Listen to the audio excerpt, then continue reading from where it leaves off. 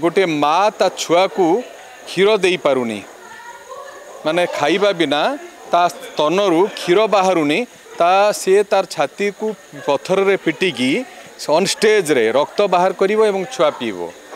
एवं तथापि से छुआ मरीगला गोटे शागुणा चाहिए बसो ता पाखु टाणी नौथिबो ता मार बल नथिबो ता छुआटा को अटकैया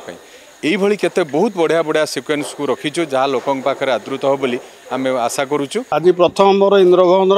आखड़ा पूजा इंद्रभवन प्रथम ये 50 वर्षर मोर 40-45 वर्षर ये मो बापा बेपार ये मो घर गोटे बेपार कलाकार तो समस्ते अच्छा भल मु बड़ छोट क्या देखे ना किंतु नाटक देखे नाटक लोक प्राय आदृत करती इंद्रभवन नाटक समस्ते भल बाहर। नमस्कार मु मनोज नायक यात्रा इंद्रभवन मुख्य परिचालक यात्रा इंद्रभवन 10 वर्ष पदार्पण कला आमे केबे भाबी नथिलु एते सुरुखुरु भाव एते दिन चलिवो आज प्रथम करिकी तार 2025-26 जो कार्यक्रम बा आखड़ा शालार प्रथम नाटक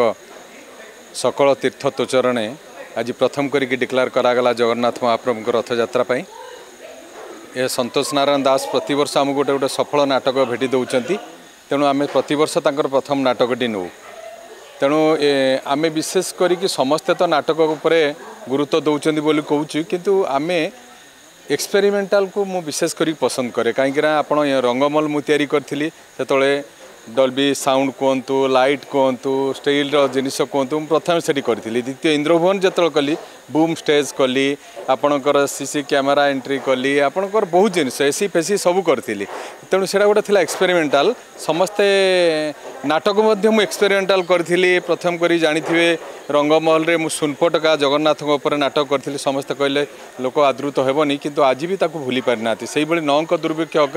100 वर्ष ऊर्ध्व तलर नाटक 1866 मसीहार नाटक ये नाटक को आम गोटे एमती भाव में समस्ते करिए बोली चाहिए किंतु आम करुचु चैलेंज रे करुचु जे गोटे एमती कहानी को स्टेज ऑन स्टेज रे करिक लोकों को आदृत करवा मु भावुची बोधे बहुत कठिकर पाठ हम तथापि मु करी कारण आपण मु दुईटा सिक्वेन्स कहूँ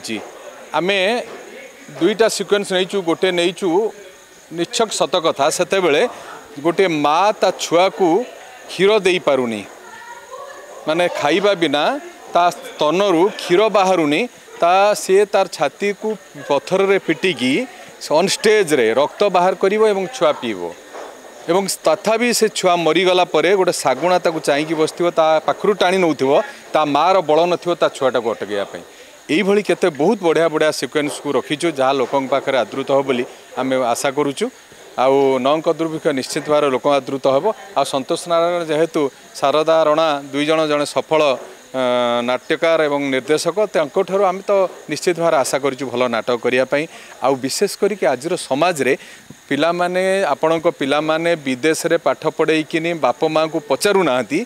एवं गोटे गरीब पिलाटीए से पाठ पढ़िया को पैसा न पाई कष्ट चलिकी बाप को केमिति बाप माँ को पाखरे रही नौची ट्रिटमेंट करुच्ची से ही गोटे तुलनात्मक नाटक जहाँ विदेशी पाठ माटी सिलट से भी गोटे हूँ समाज को शिक्षा देला बड़ी नाटक भावुच आशा करुँ निश्चित भाव में आम इंद्रभवन को लोकों पाखे आदृत करने जहाँ हूँ प्रथम ओडिशार यात्रा प्रेमी दर्शक मान मोर नमस्कार आते दिन जाओ आम पिला जाओ गणमाध्यम पिला सब आज आसिक बाइट नौ मु तो केवे गणमाध्यम सामना को आसे नहीं जाओ भारी खुशी लगे पिला आसी जो कहले आज प्रथम मोर इंद्रभवन आखड़ा पूजा इंद्रभवन प्रथम ये 50 वर्षर मोर 40-45 वर्षर ये मो बापा बेपार ये मो घर गोटे बेपार परिवार जहाँ यात्रापाटी आम मो जेजे भी यात्रा माने गोटे लीड हीरो रोल करते जहाँ बापा ताकू आरंभ करते माँ को आशीर्वाद रू आज की 40 वर्ष है चली ये वर्षर प्रथम आरंभ है जहाँ ठाकुर का इच्छा प्रति वर्ष तो यात्रा होची केबे भल होची खराब होची आ भीतर आ कौन कहबार अछि नौक दुर्भिक्ष वाली गोटे टॉपिक को कवर कराई नौक दुर्भिक्ष गोटे हिस्टोरिकल ये ऊपर जाओ आमे तो गोटे रिस्क नहीं करूचु देखिबा केते फलप्रद होची सेटा आप माने कहबे दर्शक माने कहबे देखिले कई जतोले राजी न होले करिया पई से गोटे ओरिजिनल स्टोरी उपर पूर्ण ये भितर जड़े लेखक आणिक प्रस्ताव देले कर जदि समस्त जदि हो पार देखा माँ कौन हो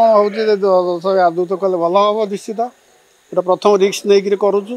किंतु चिट्ठी आसूची तुलसी तुलसी तो बहुत सुंदर ना इंद्रभवन सबू नाटक इंद्रभवन कौन बाणेश्वरी कौन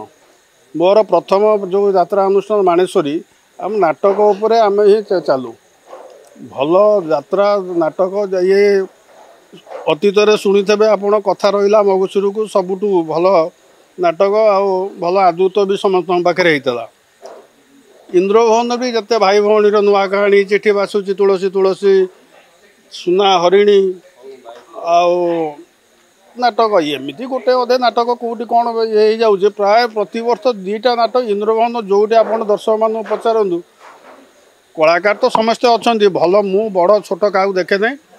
किंतु नाटक देखे नाटक लोक प्राय आदृत करती इंद्रभवन नाटक समस्ते भल ये करते।